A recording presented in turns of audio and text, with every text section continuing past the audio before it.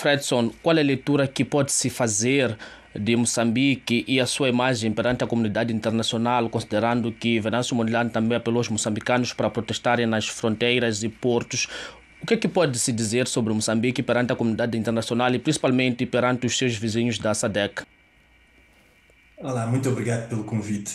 Bom, eu penso que a continuidade desta situação, desse contexto, deteriora cada vez mais a imagem de Moçambique perante a comunidade internacional, inclusive até perante alguns pares seus da SADC, aqueles que são muito mais habituados a conviver normalmente com regimes, perdão, com a democracia. É certo que para os outros, um pouco menos habituados à democracia, falo eu do Zimbábue, Angola, por exemplo, esses podem não estar a se sentir muito incomodados com isso.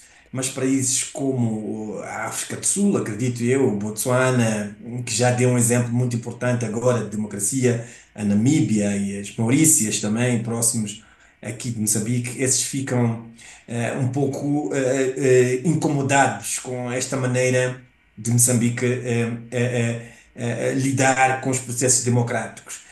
E cada dia que passa, obviamente, essa situação expõe ainda mais outros problemas, outras fragilidades das instituições moçambicanas, como, por exemplo, fragilidades ligadas à atuação da própria polícia, o descrédito que existe em relação às instituições de justiça, como os tribunais, incluindo até o Conselho Constitucional, o descrédito que existe em relação às figuras históricas de Moçambique, que internacionalmente eram muito respeitadas, mas que está-se a perceber agora, a comunidade internacional está a perceber que, afinal de contas, esses créditos já não existem tanto assim.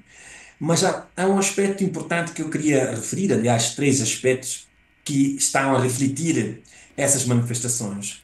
Primeiro, está a refletir a mudança no epicentro da contestação política em Moçambique. Nós estávamos mais habituados a ter um epicentro nas zonas rurais, comandados pelos homens da Renamo, liderados por Afonso de Dhlakama e os seus homens, que, com base nas suas armas, no mato, contestavam as eleições lutavam por algumas mudanças políticas.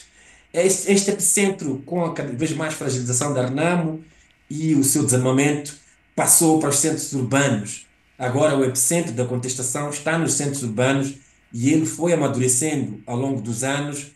Se nós nos recordarmos, no ano passado deu indicação de que era nas cidades onde a maior contestação ia acontecer. O segundo aspecto parece que essas manifestações estão a revelar aqui uma aliança das diferentes classes sociais em Moçambique, enquanto que o povo está nas ruas durante o dia, durante a noite a classe média também junta-se à contestação, fazendo o ecoar das panelas, as lanternas, etc., os gritos e o apito. Portanto, é uma aliança de classes, incluindo até a classe dos trabalhadores, os médicos também envolvem-se nessa contestação.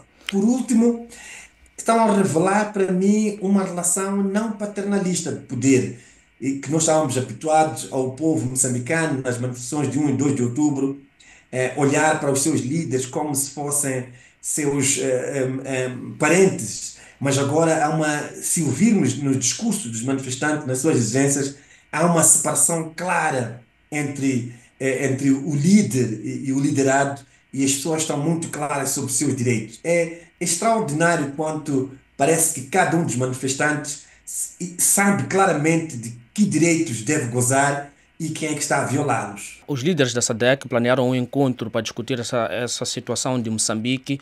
Que impacto exato pode-se esperar desse encontro desses líderes da SADC? O Fredson já nomeou, fez menção a alguns países da SADC, Angola, a próprio Botsuana, que deu um exemplo recentemente. O que é que pode-se esperar desses líderes depois desse encontro? Eu penso que, se olharmos para aquilo que foi o relatório preliminar destas eleições da SADC, não há muito que se esperar desses líderes. Um. Dois, eu também tenho dificuldades em olhar para uma SADC tão heterogênea em termos de abordagem de processos democráticos.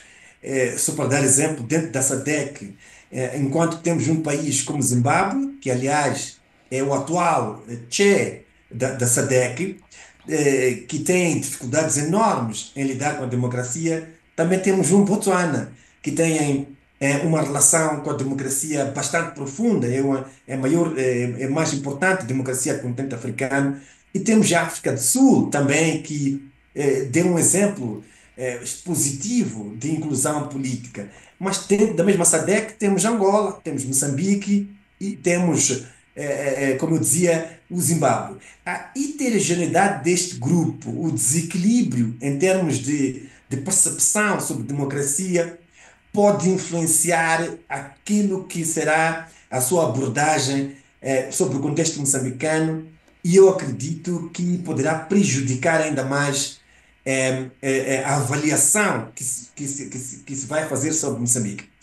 E SADC é uma organização que devido à sua experiência no Zimbábue, na primeira década do ano 2000, foi vista e tem sido vista como uma organização parcial, quando se trata dos seus antigos libertadores. Portanto, tem outras questões ligadas a acusações de que a SADC é uma organização elitista, não está ligada às massas, é profundamente capturada pelas elites libertadoras e por causa disso, pouco se pode esperar mesmo dessa reunião extraordinária.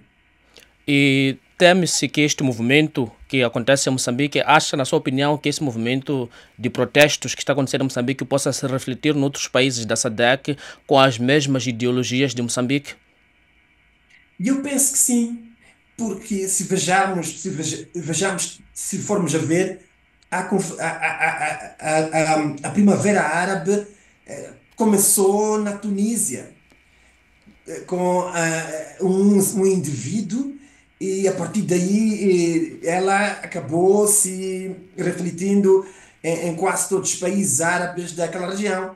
Portanto, há esta possibilidade, e eu penso que alguns pares de Moçambique, com dificuldades em lidar com a democracia, temem que se a situação em Moçambique prevalecer, ela possa inspirar mesmas movimentações a nível dos outros países. E um deles, se calhar ainda mais próximo disto acontecer, é Angola. Em Angola, as últimas eleições já foram altamente contestadas, foram vistas pela maioria dos angolanos como eleições fraudulentas, e nós sentimos nas redes sociais que há um sentimento em Angola de revolta em relação às eleições. Portanto, o contexto de Moçambique pode servir de inspiração aos outros países, tal como Angola e também o Zimbábue, em que as últimas eleições, que as eleições, aliás, diria eu, têm sido fator de bastante desconfiança e são eleições não credíveis. E só para fechar, Fredson, diz-se problemas locais, soluções locais. Na sua opinião, qual seria a solução para o problema de Moçambique, assim em breves palavras? O grande problema de Moçambique é que existe um enorme descrédito em relação às suas instituições. Moçambique, ao longo do seu período pós-independência, não foi capaz de construir instituições credíveis. E a ausência dessas instituições credíveis é, são um perigo enorme para a coesão social, porque existem poucas instituições dentro de Moçambique capazes de mediar conflitos. Ora, eu penso que mesmo assim ainda existem algumas, como a Igreja Católica, e que pode ajudar e tem uma experiência nisso em Moçambique. Mas a grande questão é qual seria o caminho a seguir num contexto em que o que se está a ser contestado são os resultados de uma eleição concreta. O que seria de ser feito daqui para frente? Portanto, há muitas perguntas a se fazer antes de se decidir o que se fazer. Muito obrigado, Fredson, pela sua disponibilidade. Continuação de uma excelente tarde por aí na África do Sul. Até a próxima. Muito obrigado, até a próxima.